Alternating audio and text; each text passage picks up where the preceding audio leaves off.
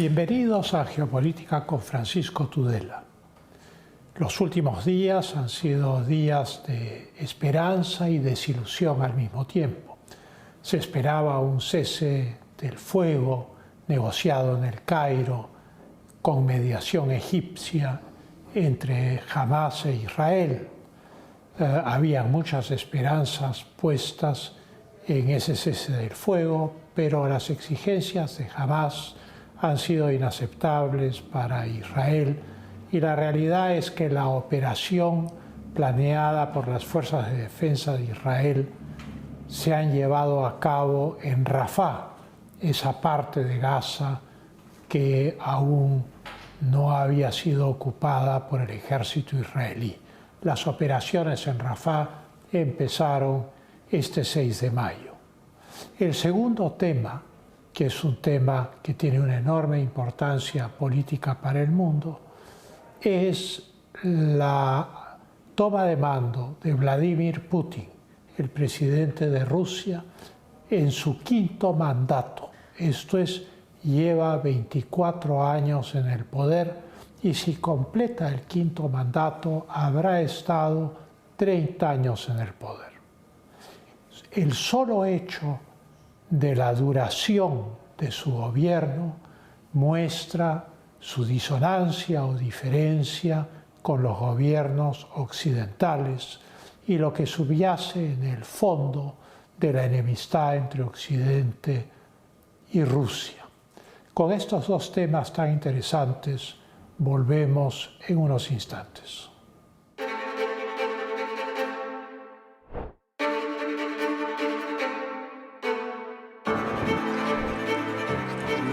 Miles de personas en una operación a gran escala que no será anunciada según el ministro.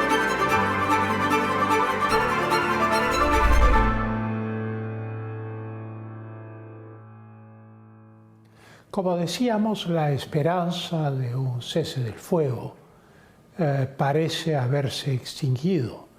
El primer ministro israelí Benjamín Netanyahu, manteniendo las conversaciones de paz con Hamás a través de una mediación egipcia en el Cairo, ha, sin embargo, comenzado la operación militar contra Rafah. No ha sido una operación militar, por lo menos hasta ahora, de una envergadura y bombardeos que llame la atención, pero ya los blindados israelíes han entrado a la zona. La acción del primer ministro israelí, las órdenes a las fuerzas de defensa de Israel, han sido contrarias al deseo de los Estados Unidos de América, que a través del secretario de Estado Blinken buscaban algún tipo de operación quirúrgica en Rafah.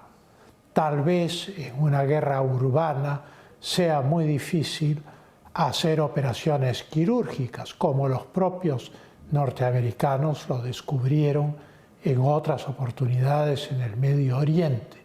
Sea cual sea la razón de haber iniciado esta ofensiva en Rafah el 6 de mayo, cosa que naturalmente no ha interrumpido las conversaciones, pero tampoco las ha llevado a puerto, es buscar un cese del fuego después de la derrota de Hamás.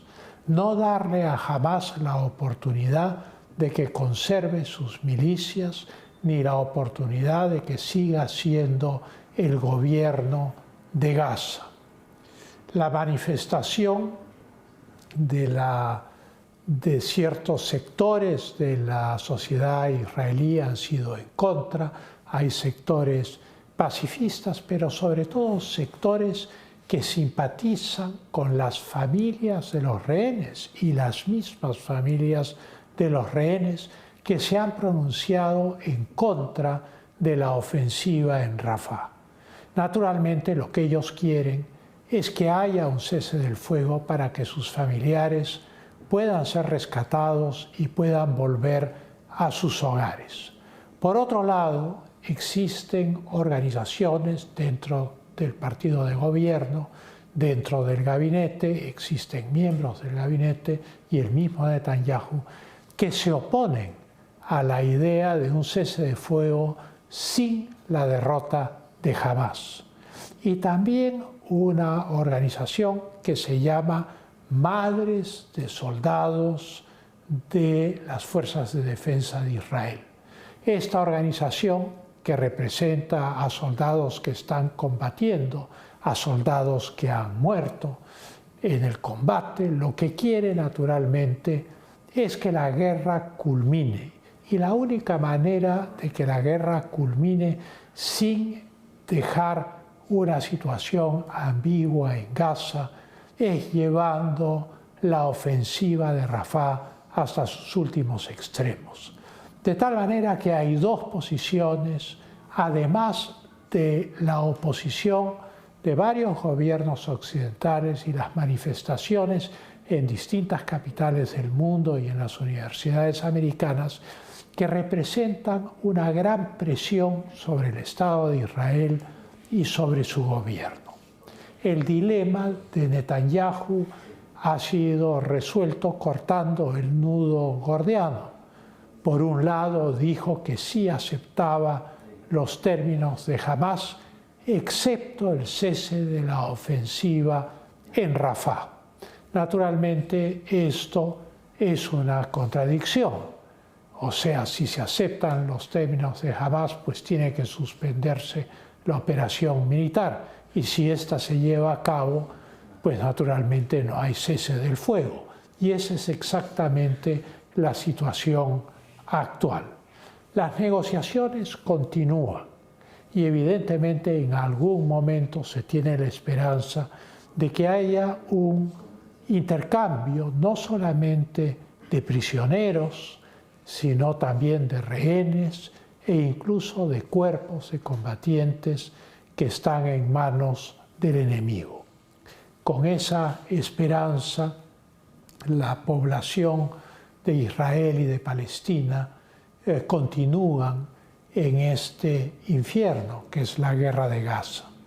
Iniciada la batalla de Rafah el 6 de mayo, ya para el 7 de mayo más de 10.000 palestinos habían evacuado Rafah.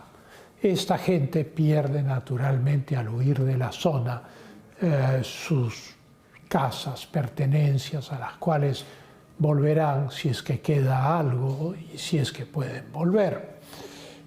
Esto implica también una crisis humanitaria de cierta envergadura. Los Estados Unidos de América, confrontados con la ausencia de una operación militar quirúrgica, como la entienden ellos, con la crisis humanitaria que implica el éxodo de estos palestinos fuera de Rafah, ha suspendido el envío de bombas de alto calibre a Israel, pensando que con eso limita los daños a la población civil. Los Estados Unidos han tratado de impedir que se produzca la ofensiva de Rafah porque han sido los primeros en tener la esperanza de que haya un cese del fuego acordado diplomáticamente que fortalezca la posición de los Estados Unidos en el Medio Oriente como actor político, además de buscar una solución a la crisis humanitaria. Hay un muelle artificial que el Cuerpo de Ingenieros ha construido en las costas de Gaza, que ya está terminado, para hacer ingresar ayuda humanitaria a Gaza, de tal manera que la apuesta de los Estados Unidos fue siempre por un cese del fuego. Las conversaciones continúan. Sin embargo, en Rafah hay miles de milicianos de Hamás, armados, fuertemente armados, mezclados con la población civil. Esta realidad de que los combates nuevamente se realizan en una zona urbana han hecho pronunciarse a Naciones Unidas, a las ONGs, con gran preocupación frente al temor de una catástrofe humanitaria, puesto que en Rafah viven 1,5 millones de personas. Por otro lado, y en otro escenario, al norte, esto es en la frontera norte de Israel y en el sur del Líbano, que es el estado colindante con Israel en el norte, pues los ataques de Hezbollah, una milicia yihadista muy vinculada a Irán, se han incrementado, se han dedicado a atacar puestos militares y poblaciones civiles, lo que ha llevado al Estado de Israel a desplazar a 60.000 personas del norte de Israel. Este incremento de los ataques también se da por parte del Estado de Israel, que ha bombardeado 28 objetivos en el sur del Líbano. Y naturalmente también en esos objetivos han muerto personas importantes vinculadas tanto a Hamas como a Hezbollah. Esto es, el conflicto con Hezbollah se inicia con la guerra de Gaza, pero es un conflicto paralelo y Hezbollah es mucho más poderoso que Hamas. De tal manera que el espectro de la guerra continúa ciñéndose sobre Israel, una guerra en dos frentes. Volvemos en unos instantes para comentar el quinto mandato de Vladimir Putin, presidente de Rusia.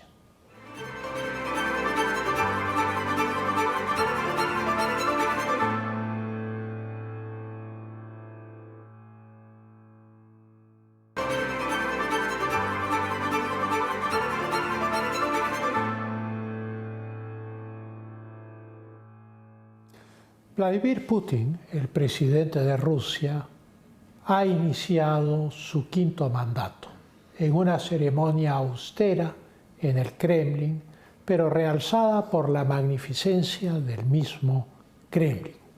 Putin fue el ganador en las elecciones del 15 al 17 de marzo de este año.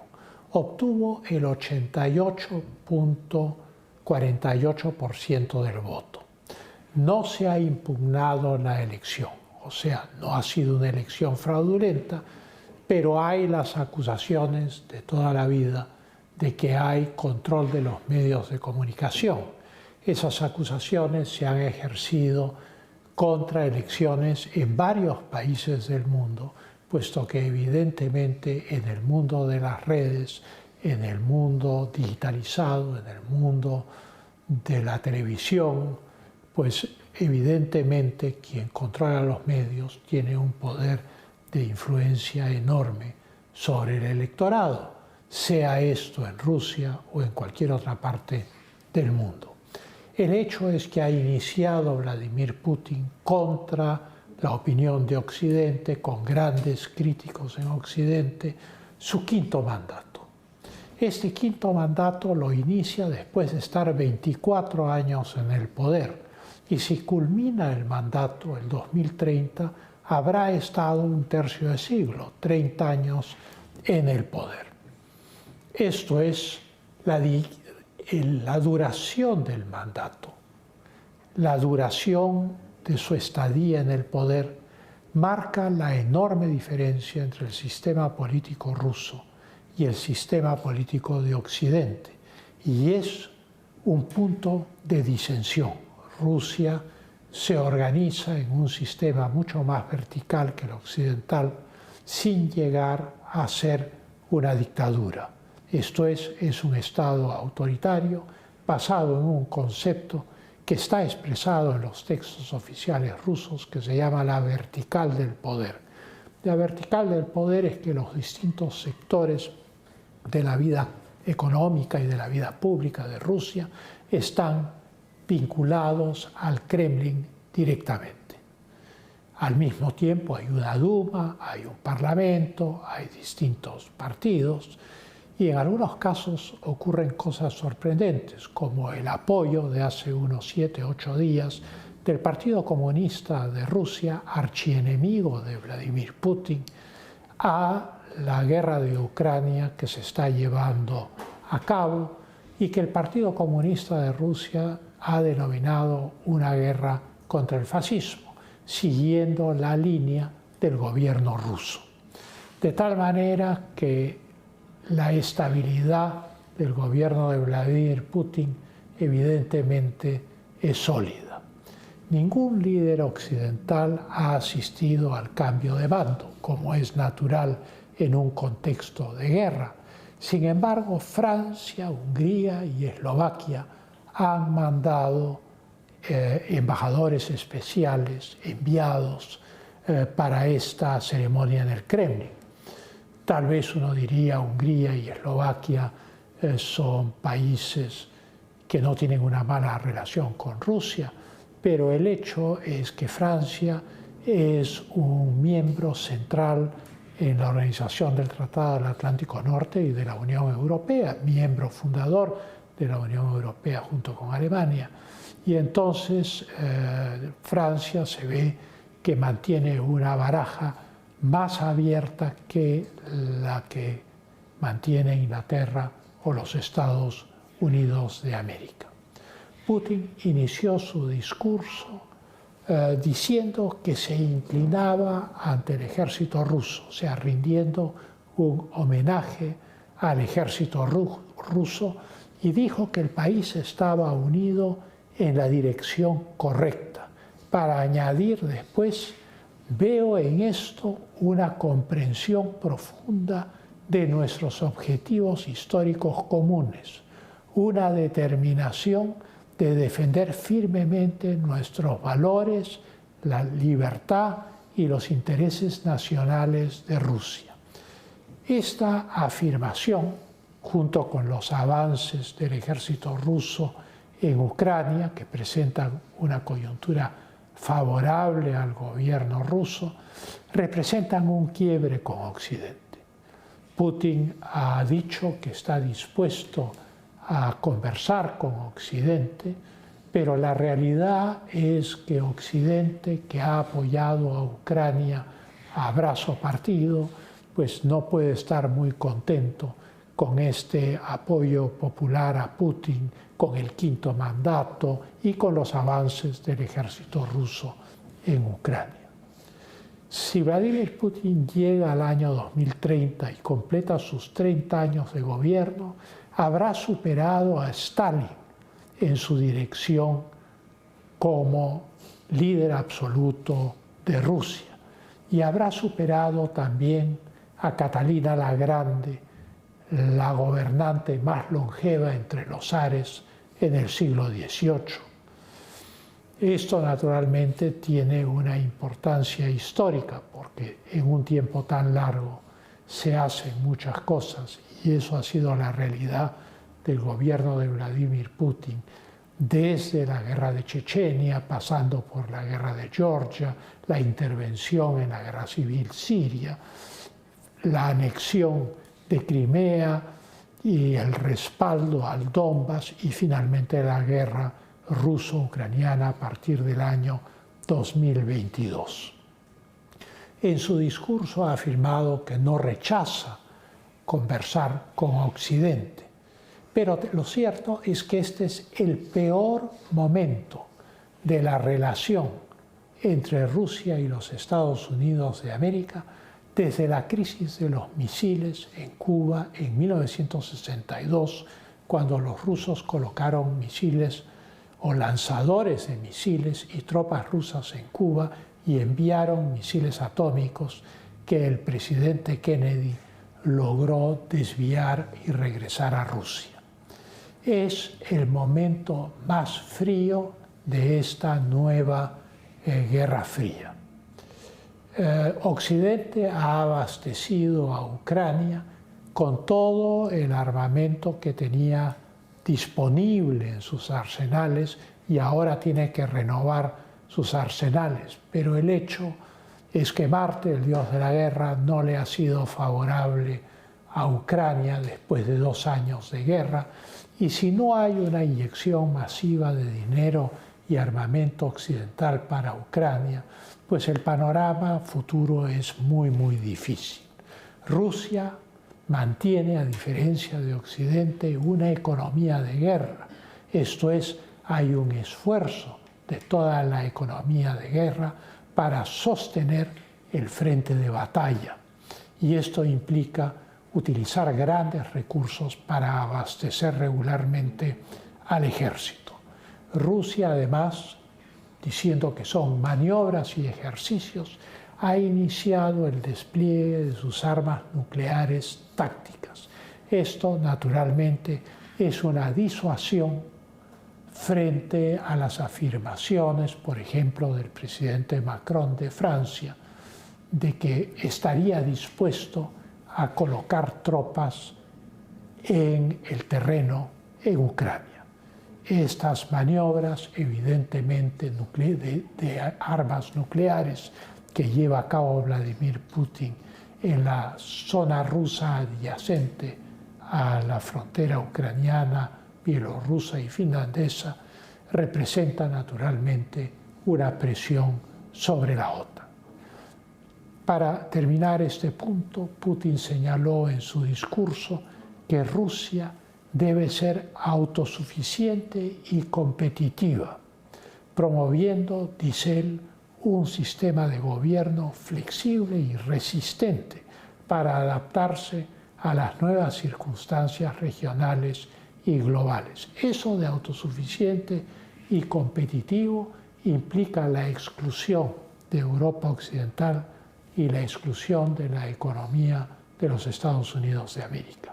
Es una señal muy clara de que Rusia adopta la posición euroasiatista y mira hacia el Asia para dirigir su comercio y su economía de manera directa o indirecta, vender su gas, su petróleo a la China y a otros estados a través del Asia Central y a través de agentes asiáticos. Un objetivo importante, señaló Vladimir Putin en una parte no esperada de su discurso, es, dice él, preservar los valores y tradiciones rusos que tienen siglos de vigencia. Este es un saludo a la Iglesia Ortodoxa, porque Rusia fue fundada por la Iglesia Ortodoxa, cuando Metodio y Cirilo, misioneros bizantinos, fundaron el Estado cristiano de Rusia. Evidentemente, lo que está planteando Vladimir Putin es un régimen que es distinto a los regímenes occidentales y que se asienta sobre valores mucho más conservadores que los que tiene la Unión Europea o los Estados Unidos de América. Sin embargo, ha dicho, no rechazamos el diálogo con las naciones occidentales, el balón está en su cancha. En pocas palabras, Vladimir Putin les dice a Occidente, si ustedes quieren conversar con nosotros, está bien, depende de ustedes. Esa es la situación al día de hoy.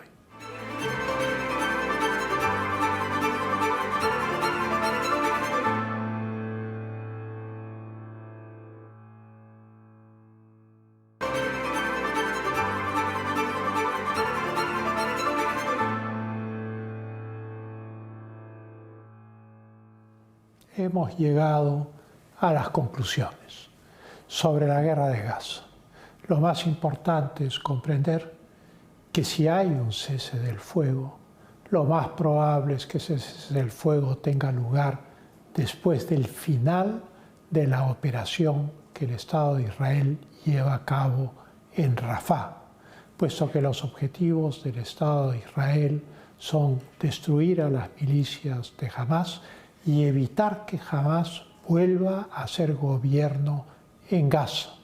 Y es evidente que mientras esos objetivos no se alcancen, no habrá este intercambio de rehenes por prisioneros y por cuerpos de combatientes en poder del enemigo.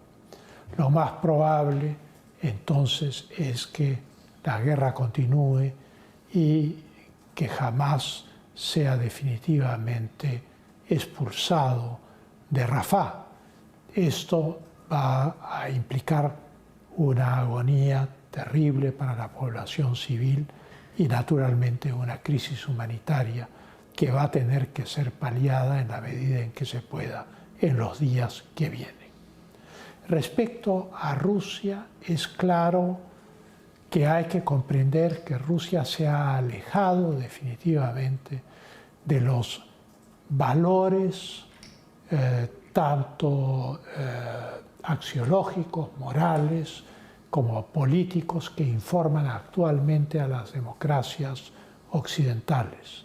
La afirmación de Vladimir Putin de defensa de la tradición y de valores de siglos está demostrando cada vez más que el gobierno de Rusia es un gobierno absolutamente rusocéntrico y vertical, con instituciones que no son distintas de las que tradicionalmente ha tenido Rusia, sea la Rusia de los zares, sea la Rusia de Kerensky en estado de guerra durante la Primera Guerra Mundial, o aquella de la Unión Soviética con el interregno final después de su caída del gobierno de Yeltsin, que hundió a Rusia en la miseria, en la pobreza y en la hiperinflación.